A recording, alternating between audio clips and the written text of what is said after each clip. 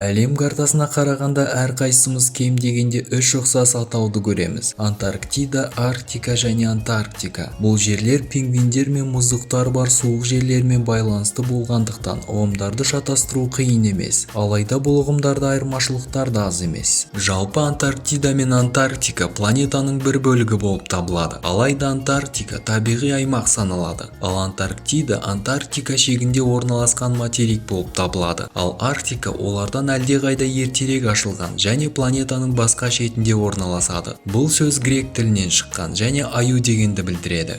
Антарктика өз атауын 20 ғасырда алған. Бұл сөз анти-арктика дегенді білдіреді. Яғни бұл жерлер біздің ортақ үйіміздің қарама-қарсы шетінде орналасқан. Антарктика жердің оңтүстік полюсінде, ал Арктика планетаның қарама-қарсы бөлігі солтүстігін алып жатыр. Пингвиндер туралы айтатын болсақ, олар солтүстікте өмір сүрмейді. Бұл құстардың көп бөлігі Антарктидада, ал Арктиканы ақ аюлар мекендейді. Бұл жерлерде климат ұқсас болғанымен, оңтүстік полярлық аюлардың өмір сүруіне жарамайды, ал солтүстік пингвиндер үшін жарамсыз. Мұздықтарда жүріп таза сумен балық аулауға дағдыланған аюлар Антарктидаға келсе, мұздың астын жер басып жатқан мекенде олар тамақ іздей алмайды. Ал пингвиндер үшін мұздықтардың астында жер негізі болмаса, жайлы өмір сүру қиындай түседі.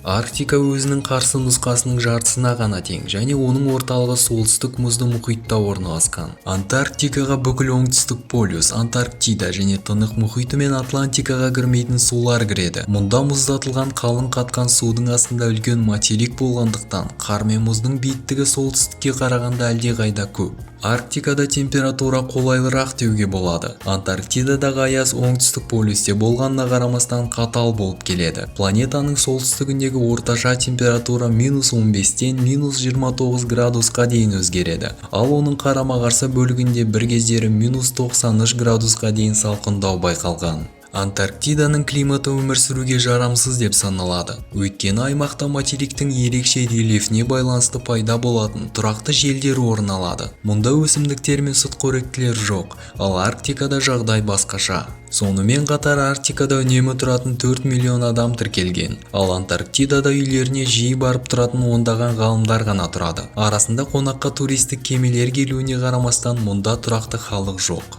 Оңтүстік континентте әлемнің 60 елінің зерттеу станциялары бар, бірақ Антарктика уақыт белдеулеріне бөлінбейді. Әр елдің ғалымдары өз отанының уақытымен жұмыс істей береді. Мұз бен аяздан басқа екі аймақтың басқа да ұқсас жерлері бар. Мысалға, екі континентте де Тынық мұхитының сулары өтеді және 6 ай бойы күн батпайды және тағы 6 ай көтерілмей қояды. Полярлық күндер мен түндер бұл ерекше құбылыс. Егер бұл жақтарға барып жатсаңыз, бірден үйренісіп кету қиындау болады. Қолдарыңыз босағанда бір барып қайтуға кеңес беремін.